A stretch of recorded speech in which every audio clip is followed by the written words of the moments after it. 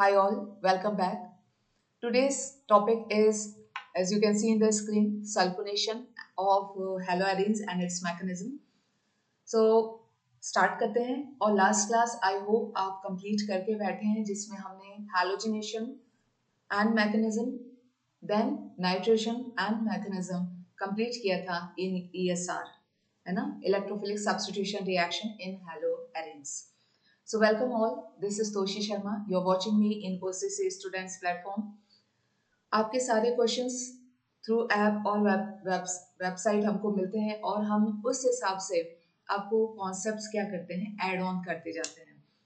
So let's start the formation and the topic today is sulphonation. अब sulphonation किसका करना है बेटा? तो स्टार्ट करते हैं. सल्फोनेशन हमें करना है हैलोएरीन्स का, है ना. सल्फोनेशन किसका कर रहे हैं? सल्फोनेशन कर रहे हैं हैलोएरीन्स का. तो हैलोएरीन्स आपका हो गया क्लोरोबेंजीन. फॉर एग्जांपल मैंने ले लिया यहाँ पे क्लोरोबेंजीन. मैकेनिज्म भी करेंगे तो आई होप आप कॉपी पेंसिल लेके बैठे हैं, because mechanism is something which you have to do by your own. Then only you will understand कि ये होता कैसे है. This is all the game of electrons which we are studying here. तो अब क्या होगा बेटा? ये क्लोरीन क्या है? It is ortho and para directing towards electrophilic substitution reaction. तो इसका मतलब है कि सल्फोनेशन में जो हम इंग्रेडिएंट्स यूज करेंगे वो क्या होगा? वो बेसिकली हम यूज करेंगे कॉन्सेंट्रेटेड कॉन्सेंट्रेटेड H2SO4, है ना, एंड हीट. एनसीईआरटी में आपके हीट लिखा हुआ है बस. Reason is every reference book has a different temperature. तो 80 डिग्री से ब्रैकेट बनाइएगा 170 का, मैक्सिमम 180 का बना लीजिएगा, क्योंकि 443 केल्विन तक ये मैक्सिमम मैंने रेफरेंसेस में देखा है. ओके. तो अब ये जो कॉन्सेंट्रेटेड H2SO4 है वो आपको क्या देगा? इलेक्ट्रोफाइल देगा. इसमें भी बहुत बड़ा कंफ्यूजन है कि कंफ्यूजन ये है कि इलेक्ट्रोफाइल कौन है यहाँ, सल्फर ट्राइऑक्साइड है कि HSO3 पॉजिटिव है, उस पर भी हम बात करेंगे. ये इलेक्ट्रोफाइल देगा और इलेक्ट्रोफाइल ऑर्थो सब्स्टिट्यूटेड प्रोडक्ट बनाएगा आपका, क्योंकि क्लोरीन क्या है? ऑर्थो डायरेक्टिंग है, तो इलेक्ट्रोफाइल यहाँ जुड़ेगा और पैरा सब्स्टिट्यूटेड प्रोडक्ट बनाएगा, तो आपका इलेक्ट्रोफाइल पैरा में जुड़ेगा, है ना, ऐड होगा. अब सबसे पहली बात कि इलेक्ट्रोफाइल क्या होगा. तो इलेक्ट्रोफाइल समझने से पहले हम इस पूरे प्रोसेस को हम पहले पढ़ लेते हैं कि इसमें हो क्या रहा है. इसमें आप ले रहे हैं क्लोरोबेंजीन, है ना, आप ले रहे हैं chlorobenzene.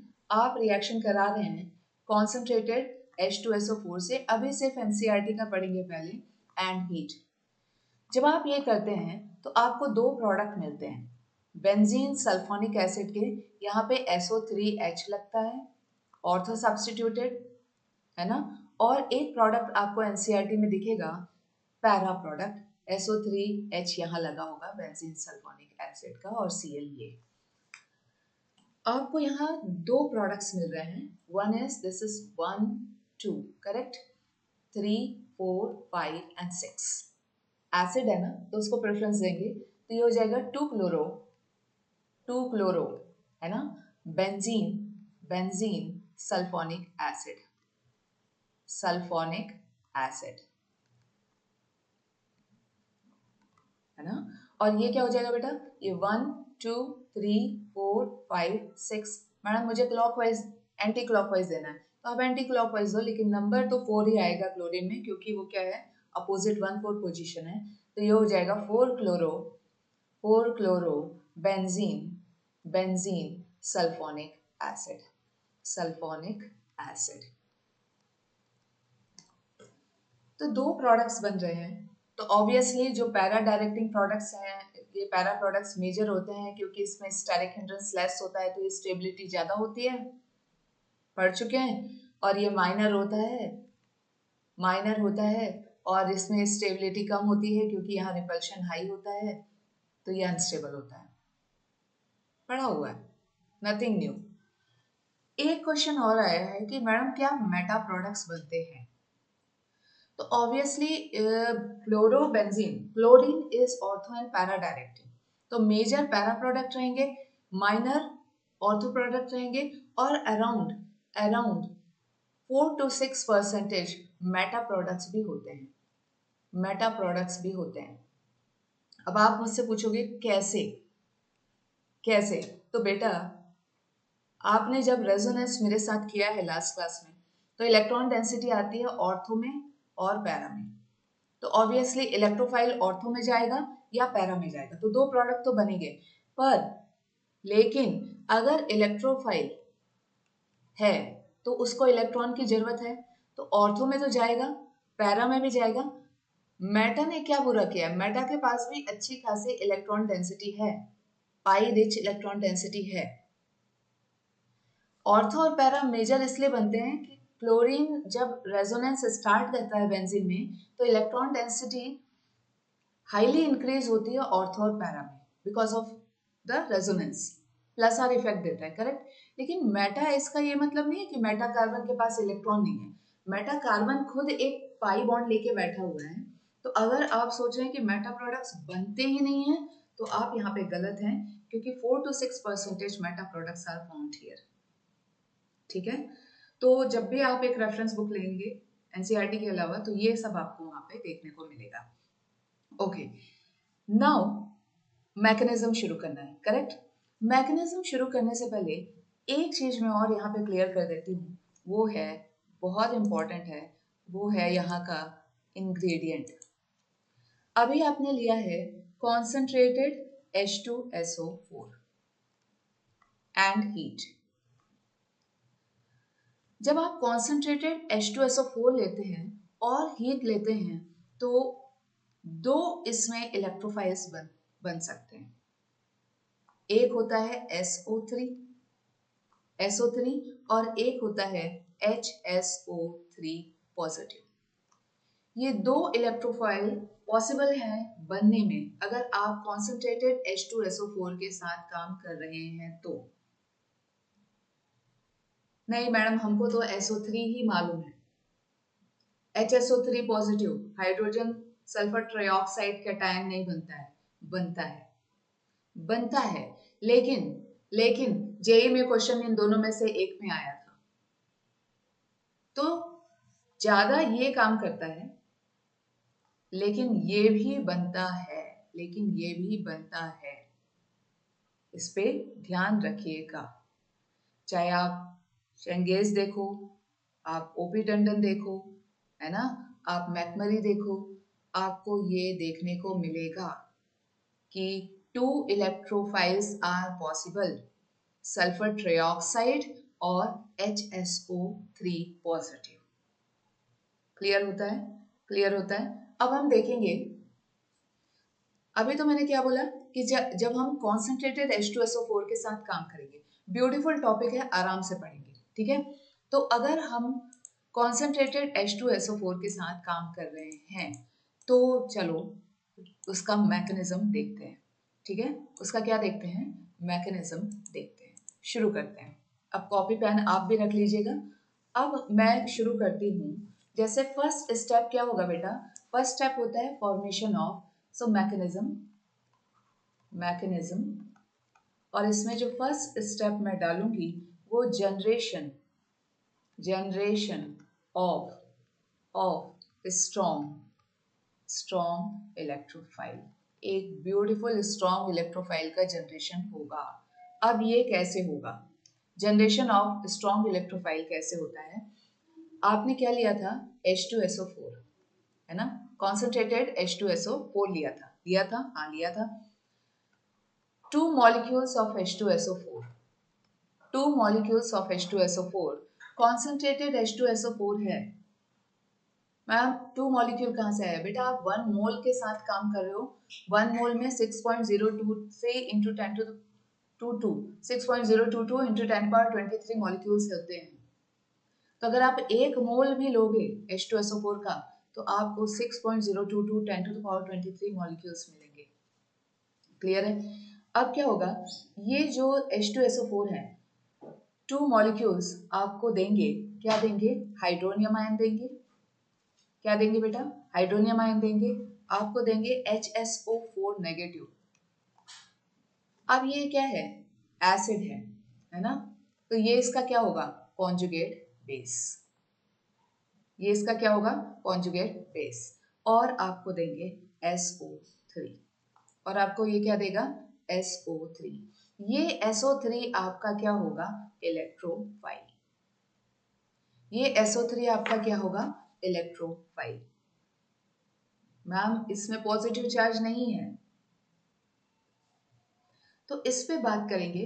Before that let's talk about कि ये प्रोडक्ट्स आपके पास कहाँ से आ गए। तो आप क्या करिए, you have to draw sulphuric acid, Lewis dot बनाइए। इसका अलग से मैकेनिज्म है जो कि कॉलेज केमिस्ट्री में हम यूजुअली लेते हैं। इसमें हम आपको शॉर्ट स्टेप बता देंगे कि ये प्रोडक्ट्स कैसे बन रहे हैं। और ये है आपका HOS डबल बॉन्ड O, ये डबल बॉन्ड O, और ये O और ये H, ठीक है। तो इसमें सबसे पहले तो आपको ये समझना चाहिए कि एक स्ट्रॉन्ग एसिड है तो ये क्या रिलीज करेगा, ऑक्सीजन दोनों इलेक्ट्रॉन लेके क्या बना लेगा बेटा, HSO4 नेगेटिव, और यहां से आपके पास आएगा H पॉजिटिव, है ना, आपके पास क्या आएगा, H पॉजिटिव। अब ये जो H पॉजिटिव है, ये जो H पॉजिटिव है वो क्या करेगा, वो क्या करेगा, इस OH को यूज करेगा और वाटर मॉलिक्यूल बनाएगा। इसका एक पर्टिकुलर मैकेनिज्म है, अगर आप लोग बोलेंगे कमेंट सेक्शन में तो मैं इसकी एक क्लास फिर से ले लूंगी। ये H पॉजिटिव क्या करेगा, वाटर मॉलिक्यूल बनाएगा, ठीक है। तो ये H पॉजिटिव, तो वाटर क्या होता है, H2O, तो ये देखो H2O यहां से निकाला। अब ये जो H2O है वो इस H पॉजिटिव को लेके क्या करेगा, हाइड्रोनियम आयन बना लेगा। बेसिकली ये रिएक्ट होकर वाटर बनाता है, फिर H पॉजिटिव रिलीज होकर उसको हाइड्रोनियम में कन्वर्ट करता है, पर हम शॉर्ट फॉर्म देख रहे हैं। तो यहाँ पे क्या होगा, ये जो H पॉजिटिव रिलीज हो रहा है ये वाला, वो क्या करेगा, यहाँ से जो वाटर रिलीज होगा, यहाँ से अगर वाटर रिलीज होता है ना, यहाँ से अगर वाटर रिलीज होता है ऐसे H2O, तो H2O और H पॉजिटिव मिलके क्या बना लेंगे, H3O पॉजिटिव। अब यहाँ आपके पास बचा क्या है, आपके पास क्या बचा है, हाँ, SO3, SO3, तो SO3 इज हियर, क्लियर है। तो शॉर्ट में अगर आपको इसको मगअप नहीं करना है तो आप ये याद रखिए कि ये एक स्ट्रॉन्ग एसिड है तो ये H पॉजिटिव रिलीज करेगा, तो आपको कॉन्जुगेट बेस तो वैसे ही मिल जाएगा यहाँ से HSO4 नेगेटिव, और ये जो H पॉजिटिव है यहाँ से वाटर निकालिए और H पॉजिटिव देके उसका क्या बना दीजिए, hydronium ion, hydronium ion, clear है। और उसके बाद क्या बचेगा आपके पास, SO3, SO3। अब ये जो SO3 है ये एक इलेक्ट्रोफाइल है। ये इलेक्ट्रोफाइल कैसे हुआ, SO3 का स्ट्रक्चर कैसा होता है, sp2 हाइब्रिडाइज्ड है सल्फर, तो ट्राइगोनल प्लेनार स्ट्रक्चर होगा, है ना, sp2 हाइब्रिडाइज्ड है तो ट्राइगोनल प्लेनार क्या होगा, स्ट्रक्चर होगा। तो SO3 आपका इलेक्ट्रोफाइल कैसे हुआ, सबसे पहले इस पे बात कर लें। तो SO3 पे फोकस करिए, let me check the screen क्योंकि हम ये इंपॉर्टेंट पार्ट कर रहे हैं, यस ओके। SO3 पे फोकस करेंगे, सल्फर है sp2 हाइब्रिडाइज्ड, तो उसके sigma sigma sigma sigma bond तो किससे बन गए, किससे बन गए, उसके हाइब्रिडाइजेशन से, है ना, ऑक्सीजन के साथ सिग्मा बन गया। अब P2 है बेटा, सल्फर में क्या है P2, है ना, तो ये बना पाई और ये है पाई और ये है पाई। अब आप बोलो कि ये यहाँ पे क्या लगा हुआ है, P पाई, ऑक्सीजन का कौन सा इलेक्ट्रॉन है, P ऑर्बिटल से है। सल्फर का भी यहाँ किससे होगा, एक P बचा है ना, दो P तो सिग्मा में यूज हो गए, एक P तो बचा है, तो ये बॉन्ड क्या है, P पाई बॉन्ड है। यहाँ पे नीचे आते हैं, ये बॉन्ड है P पाई और सल्फर का जो D है, सल्फर का D, सल्फर कितना होता है, सल्फर आपका जो उसके जो 3D इलेक्ट्रॉन्स हैं वो पूरे एम्प्टी पड़े हुए हैं, वो ऑर्बिटल ही एम्प्टी पड़ा हुआ है, तो सल्फर का जो D पाई है वो यहाँ पे बॉन्ड बनाएगा, तो यहाँ पे बॉन्ड बनेगा पी पाई डी पाई, और यहाँ पे ऑक्सीजन का पी पाई और यहाँ सल्फर का डी पाई। फिर से समझो, सल्फर ने जो सिंगल बॉन्ड बनाया है ऑक्सीजन के साथ, उसमें तो सिग्मा यूज किया है ना, उसमें हेड टू हेड ओवरलैपिंग की है, और उसका कौन सा ऑर्बिटल लगा हुआ है इस पे, sp2 और sp2। क्लियर है?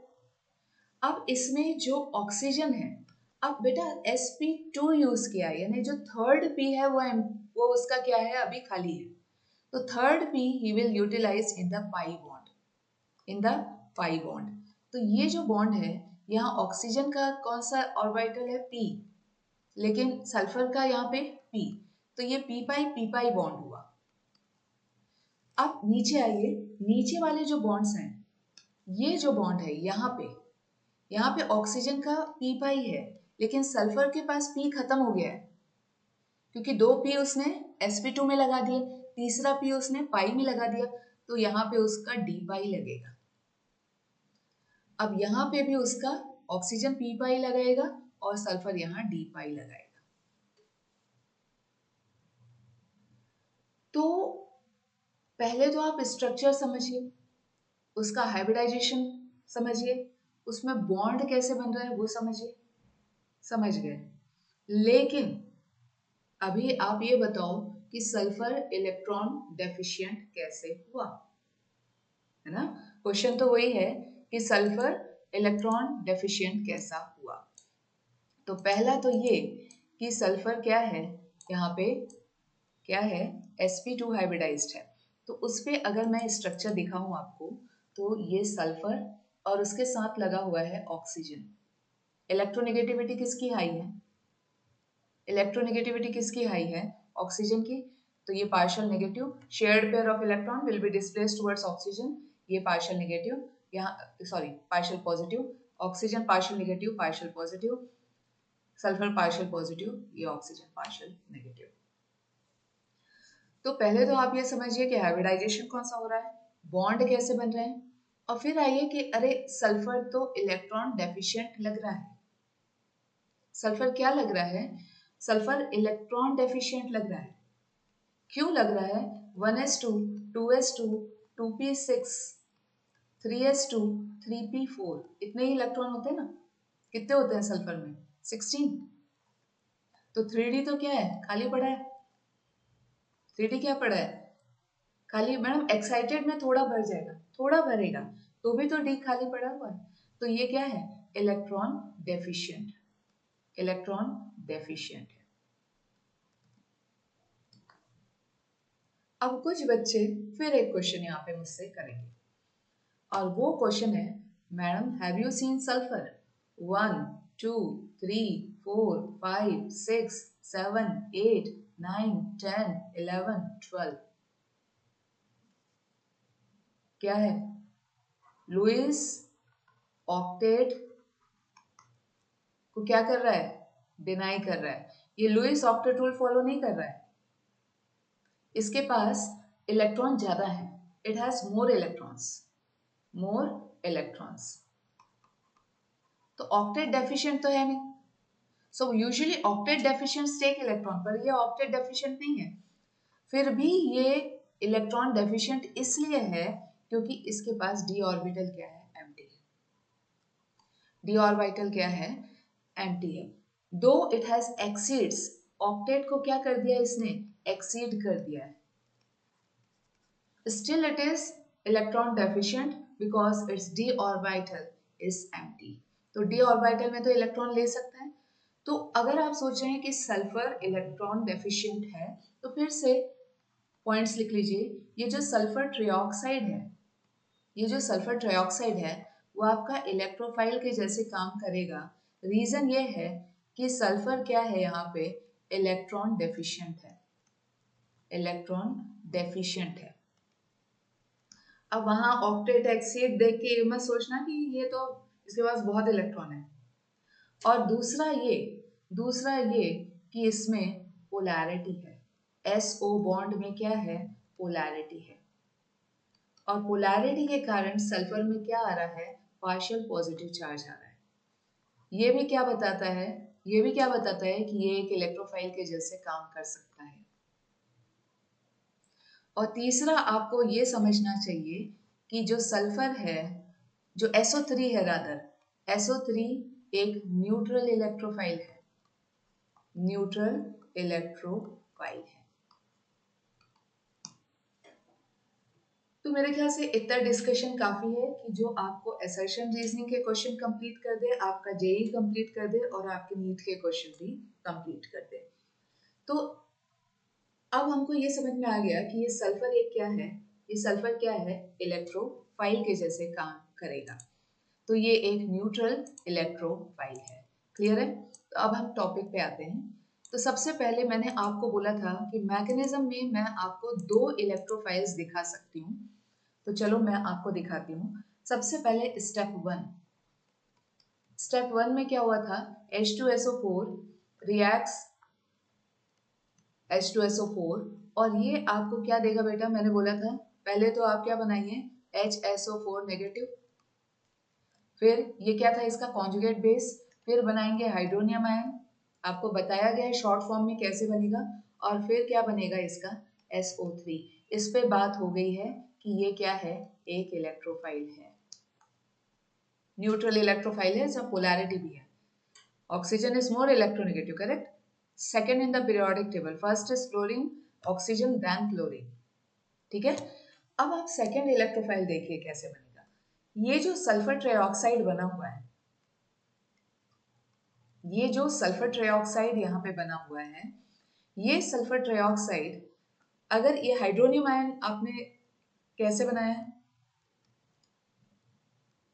हाइड्रोनियम आयन यानी क्या, H3O पॉजिटिव, ऑक्सीजन पे क्या लगा है पॉजिटिव, तो ये आसानी से क्या देता है बेटा H पॉजिटिव, ये आसानी से क्या देगा H पॉजिटिव, यहाँ ऑलरेडी नेगेटिव है, तो ये क्या करेगा, पाई को क्या करेगा अपने तरफ खींचेगा ऑक्सीजन, और ये क्या हो जाएगा S डबल बॉन्ड O और ये O नेगेटिव है ना, ये डबल बॉन्ड है,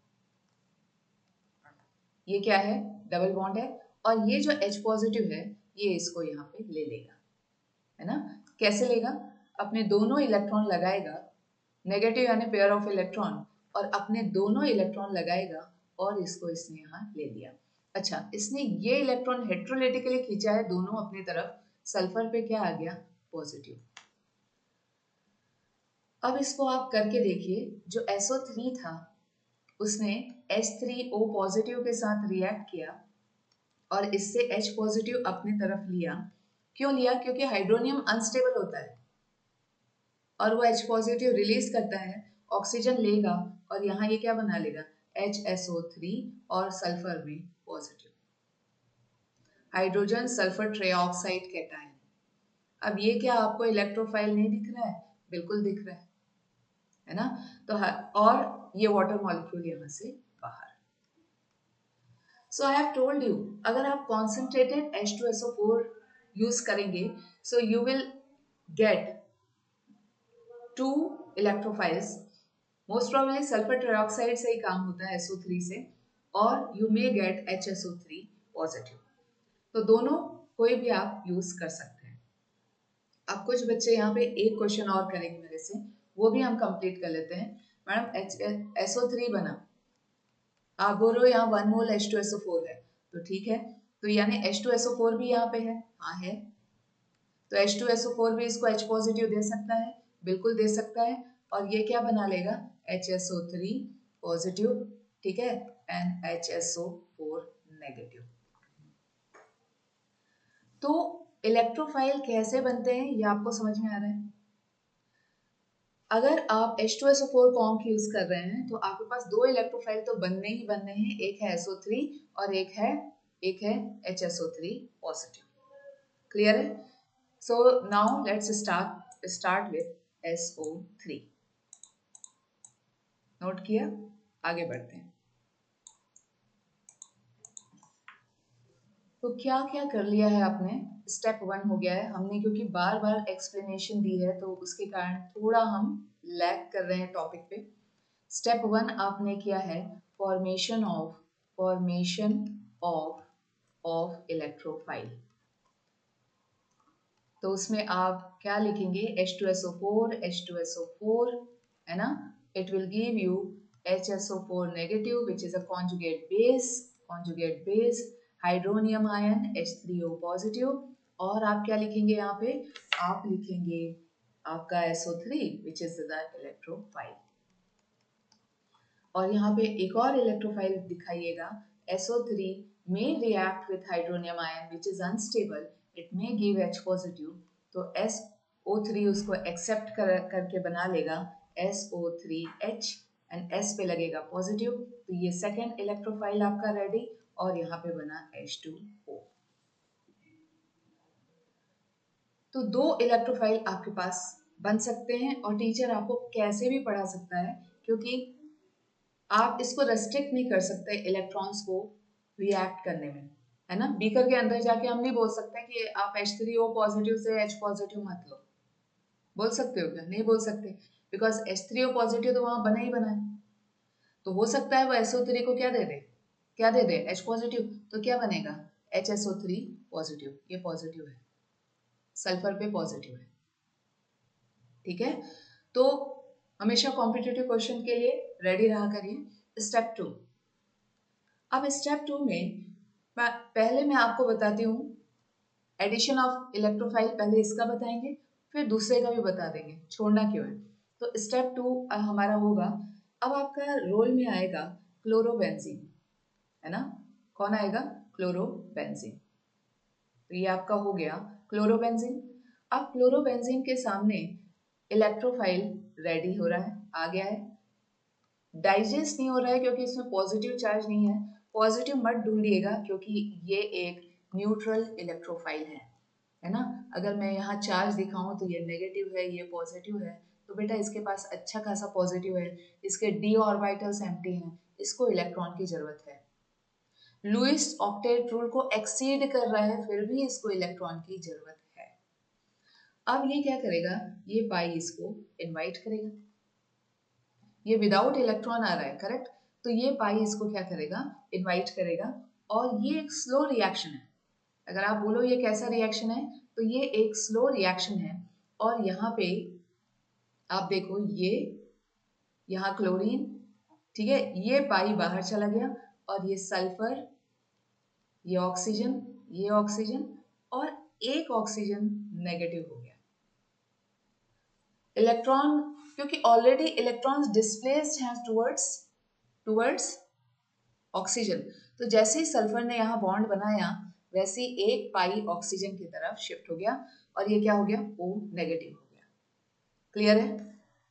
अब यहाँ पे ये पॉजिटिव हो गया, क्योंकि यहाँ का जो इलेक्ट्रॉन था, ये जो फील करिए, ये जो इलेक्ट्रॉन था अब वो कुछ यहाँ है, पाई अंदर था, अभी पाई कहाँ है, बाहर है, तो यहाँ पे आपका बन गया कार्बोकैटायन, एरिनियम बोलते हैं, हम लिख लेंगे कार्बोकैटायन, है ना, कार्बोकैटायन बन गया आपका। अब ये जो कार्बोकैटायन है ये स्टेबलाइज्ड है रेजोनेंस से, लिख लीजिए, इट इज रेजोनेंस स्टेबलाइज्ड। कैसे, how it is resonance stabilised, ठीक है ना। तो देखो आपके पास ये बेंजीन है, यहाँ पे क्लोरीन है, यहाँ पे, अब इसको शॉर्ट में लिख लेती हूँ SO3, और ये है नेगेटिव, यहाँ पे हाइड्रोजन मत भूलिएगा, यहाँ पे हाइड्रोजन भी है, करेक्ट है ना, और यहाँ है पॉजिटिव। अब मैं बोलती हूँ कि ये रेजोनेंस स्टेबलाइज्ड है, एरिनियम है, ये एरिन में क्या है, पॉजिटिव, जिसको कार्बन में पॉजिटिव है तो कार्बोकैटायन बोल रहे हैं, ये बॉन्ड इसकी हेल्प करने चलेगा यहाँ। तो चलो रेजोनेंस स्टेबलाइज्ड है कि नहीं देख लेते हैं। अब क्या होगा बेटा, अब क्या होगा, ये बॉन्ड यहाँ आ गया, लेकिन इस पे लग गया पॉजिटिव, ये जो पाई ऐसा था वो इधर फ्लिप हो गया, कुछ ऐसा, यहाँ ऐसे, यहाँ पे क्या है, बॉन्ड, यहाँ क्लोरीन, है ना, यहाँ हाइड्रोजन, यहाँ SO3 नेगेटिव। अब इस पॉजिटिव को पीछे आते जाइए, ये पाई क्या करेगा, हेल्प करेगा। तो अब ये क्या हो जाएगा, अब ये आपका हो जाएगा ऐसे, कुछ ऐसे, ये इधर। अब बॉन्ड कहाँ आ गया, यहाँ, और ये कार्बन क्या हो गया, पॉजिटिव, और यहाँ क्लोरीन, और यहाँ क्या है, हाइड्रोजन, यहाँ SO3 नेगेटिव। तो आपने देखा कि पॉजिटिव को कैसे रेजोनेंस स्टेबलाइज किया गया। तो ये जो पॉजिटिव चार्ज है वो क्या है, रेजोनेंस स्टेबलाइज्ड है। इसको हम क्या बोलते हैं, positive charge is resonance stabilised. वो यहाँ यहाँ यहाँ यहाँ घूम रहा है, ये Cl यहाँ, ये H यहाँ, और ये SO3 नेगेटिव यहाँ।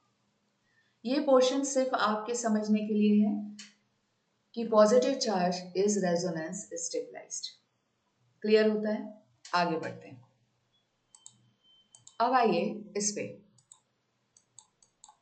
1 मिनट, स्क्रीन ऊपर लेते हैं, हमको ये चाहिए क्योंकि। तो अब क्या होगा, अब हम यहाँ से शुरू करेंगे। ये जो प्रोडक्ट हमारा बना था, यहाँ ले आइए इसको। ये तो हमने क्या दिखाया, positive charge is resonance stabilised.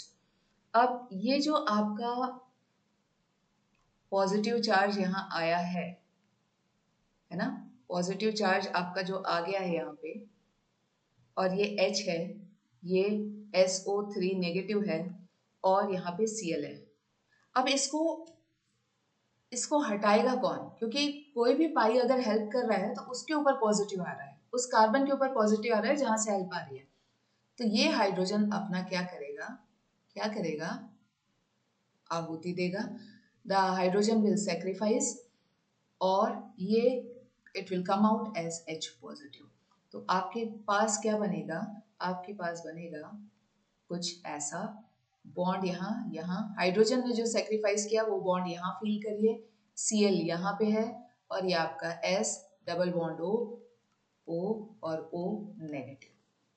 Ma'am ये H पॉजिटिव को कौन लेगा, आपके पास HSO4 नेगेटिव था, बेस HSO4 नेगेटिव था, तो H पॉजिटिव और HSO4 नेगेटिव मिलके क्या बना लेंगे, H2SO4। तो ये हो गया आपका स्टेप नंबर 2। ये क्या था, ये आपका स्टेप 2 आपको ये बताता है कि there is a gain of proton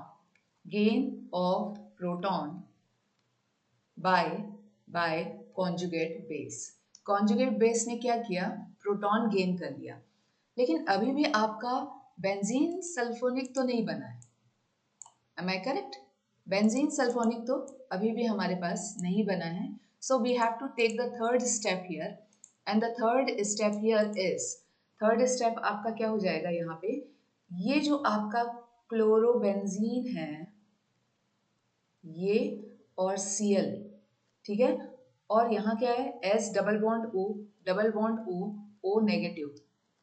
अब जो आपका हाइड्रोनियम आयन है, मैं हमेशा बोलती हूँ कि वह H पॉजिटिव देता है, तो H पॉजिटिव यहाँ जाके ज्वाइन करेगा, और ये क्या बन गया आपका, ये आपका बन गया बेंजीन 2-क्लोरोबेंजीन सल्फोनिक एसिड।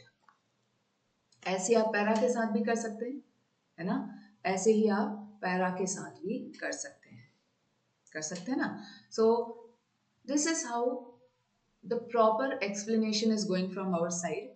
अब इसको हम सिंपल वे में विद इन 3 लाइन्स भी कंप्लीट कर सकते हैं, ऐसा नहीं कि हम उसको नहीं कर सकते हैं। तो अगर हम बॉक्स करना चाहें, इसको सिंपल बॉक्सिंग अगर इसकी करनी चाहें, तो हम इसको ऐसे शॉर्ट में भी लिख सकते हैं। सो फर्स्ट स्टेप हमारा क्या था, फर्स्ट स्टेप था generation of carb cation, electrophile. तो इलेक्ट्रोफाइल में आप क्या करेंगे, 2H2SO4 लेंगे, और आप क्या दिखा देंगे, अब तो आपको याद हो गया होगा, HSO4 नेगेटिव, H3O पॉजिटिव, है ना, और SO3। मैंने एक और जनरेशन दिखाया है आपको करना है तो वो भी कर लीजिएगा। ये H3O पॉजिटिव से रिएक्ट कर सकता है, और ये सेकेंड इलेक्ट्रोफाइल भी बना सकता है HSO3 पॉजिटिव। सेकेंड आपका क्या था, सेकेंड स्टेप में आपका कार्ब कैटायन बन रहा था, करेक्ट। तो आपको क्या करना है, क्लोरोबेंजीन लेना है, क्लोरोबेंजीन लेना है, ये क्या होगा?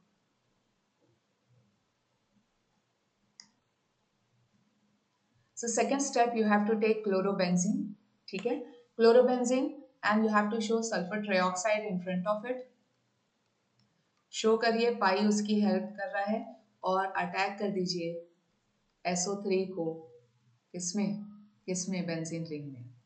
तो ये पाई आपका बाहर ऐसा दिखेगा, ये सल्फर, ये डबल बॉन्ड हो और ऑक्सीजन क्या हो जाएगा, नेगेटिव।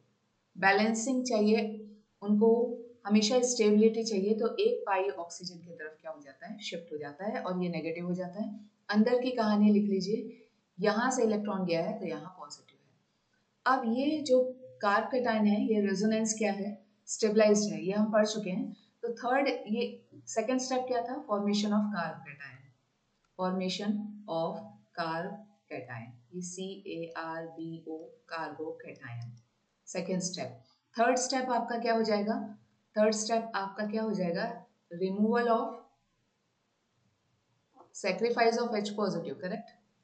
तो ये Cl, ये यहाँ पॉजिटिव, और ये जो H है, ये SO3 नेगेटिव है, ये S है, ये नेगेटिव, ये यहाँ सेक्रीफाइस करेगा। तो ये क्या बनेगा बेटा, ये क्या बनेगा, ये बनेगा आपका क्लोरीन इधर, और ये SO3 नेगेटिव, और यहाँ H2SO4 माइनस, H पॉजिटिव यहाँ से निकलेगा, करेक्ट, यहाँ से H पॉजिटिव निकलेगा और HSO4 नेगेटिव उसको लेके क्या बना लेगा, H2SO4। इस स्टेप को हम क्या बोलेंगे, इसको हम बोलेंगे gain of proton, gain of proton by conjugate base, ठीक है। फोर्थ पॉइंट आपका क्या होगा, गेन ऑफ प्रोटॉन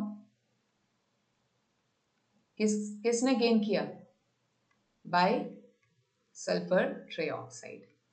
तो ये H3O पॉजिटिव से H पॉजिटिव क्या करेगा, गेन करेगा। तो लास्ट आपका जो स्टेप है, यहाँ आप इसको एलिमिनेशन ऑफ प्रोटॉन भी बोल सकते हैं, elimination of proton from benzene, proton from benzene short में। और इसको आप क्या बोल सकते हैं, gain of proton, gain of proton. तो गेन ऑफ प्रोटॉन जब ये करेगा, S डबल बॉन्ड हो, ये डबल बॉन्ड हो और ये O, और गेन ऑफ प्रोटॉन यहाँ हो गया, क्योंकि नेगेटिव है, negative means pair of electron, तो ये आपका बन जाएगा benzene sulphonic acid. So this is how we usually prepare benzene sulfonic acid, और ये H3O पॉजिटिव H पॉजिटिव देने के बाद बना लेगा वाटर मॉलिक्यूल। क्लियर है, क्लियर होता है। Now I have told you that I'll show you the second electrophile also, है ना। हम सेकेंड इलेक्ट्रोफाइल भी क्या कर सकते हैं, उसका भी मैकेनिज्म बता सकते हैं। In case it's a 1 mark का क्वेश्चन, आप उसी इलेक्ट्रोफाइल से अपने आंसर को कंप्लीट कर सकते हैं। तो अगर आपका इलेक्ट्रोफाइल, एक मिनट, ये Cl है। अब इलेक्ट्रोफाइल कौन है आपका, कौन है, S positive, double bond O, correct, O and H, OH, HSO3। तो पाई इसको हेल्प करेगा और ये क्या बना लेगा, ये कार्ब कैटायन बना लेगा। यहाँ पॉजिटिव आ जाएगा, यहाँ पे बॉन्ड्स रहेंगे और यहाँ पे Cl, और ये आपका पाई देखो बाहर, ये S double bond O and H। अब यहाँ पे हाइड्रोजन अपना this positive is resonance stabilised, तो ये हाइड्रोजन क्या करेगा, यहाँ से अपना सेक्रीफाइस करेगा और यहाँ पाई बॉन्ड बनाएगा। तो आपको यहाँ क्या मिल जाएगा, सीधे बेंजीन सल्फोनिक एसिड, SOO3H। तो ये तो उतना टफ नहीं था जितना प्रीवियस, टफ नहीं है कुछ भी, only how it attaches and what you have to remove, that you have to remember. Clear होता है ना। तो पहला जो रिएजेंट हमने यूज किया, उससे 2 इलेक्ट्रोफाइल हमने बना दिए और दोनों का अटैचमेंट हमने पढ़ लिया। मैम और रिएजेंट है, हाँ है, अगर आप क्लोरोबेंजीन ले रहे हैं, अगर आप क्लोरोबेंजीन ले रहे हैं और आप ओलम यूज कर रहे हैं, जो अल्कोहल फिनॉल ईथर में हम पढ़ेंगे ही पढ़ेंगे, वो क्या होता है बेटा, H2SO4 फ्यूज्ड विद SO3। जो H2SO4 है उसमें SO3 को क्या किया जाता है, फ्यूज्ड किया जाता है। तो इस केस में अगर ये क्या है, टोटल ये ओलम है, काउंट करिए, H2, सल्फर कितने हुए 2, ऑक्सीजन कितने हुए 7, ये ओलम, ओलम इसको बोलते हैं। तो ये जो H2SO4 फ्यूज्ड विद SO3 है, तो यहाँ तो SO3 आपके पास अबेंडेंस में है, जो कि इलेक्ट्रोफाइल के जैसे यूज कर सकते हो आप। न्यूट्रल इलेक्ट्रोफाइल है इसलिए पॉजिटिव तो दिखेगा नहीं, है ना, न्यूट्रल इलेक्ट्रोफाइल है इसलिए पॉजिटिव नहीं दिखेगा। तो to conclude today's topic, two concepts are important. First concept is there are two reagents actually you can use. अगर आप कॉन्क H2SO4 यूज कर रहे हो और हीट यूज कर रहे हो, तो आपको दो इलेक्ट्रोफाइल मिलेंगे, एक न्यूट्रल और एक क्या है, HSO3 पॉजिटिव। पॉजिटिव इसमें था सल्फर पे, है ना, ऑक्सीजन के ऊपर मत लगा दीजिएगा। और अगर आप ओलम यूज करते हैं, concentrated H2SO4 fused with SO3, तो यहाँ हाई चांसेस है कि आपको क्या मिलेगा, SO3 ही मिलेगा। तो अगर आप ओलम यूज कर रहे हैं तो आपका फर्स्ट स्टेप चला जाएगा, क्योंकि फर्स्ट स्टेप में हम क्या बना रहे थे, इलेक्ट्रोफाइल बना रहे थे, करेक्ट। फर्स्ट स्टेप में जाइए, आप क्या बना रहे थे, इलेक्ट्रोफाइल बना रहे थे, जनरेशन ऑफ इलेक्ट्रोफाइल। बट अगर आप ओलम यूज कर रहे हैं, that is concentrated H2SO4 with SO3, तो SO3 तो अबंडेंस में है, जो कि एज अ इलेक्ट्रोफाइल काम करेगा, जो कि एज अ इलेक्ट्रोफाइल काम करेगा। तो ये क्या है बेटा, ये भी इलेक्ट्रोफाइल है, ये न्यूट्रल है, हम आपको बता चुके हैं, और ये भी इलेक्ट्रोफाइल है। तो I hope enough discussion we have done today for the sulfonation process, whether you do in benzene, you do in haloarenes, or you do in upcoming topics. So see you in the next class with Friedel-Crafts reactions, alkylation and acylation.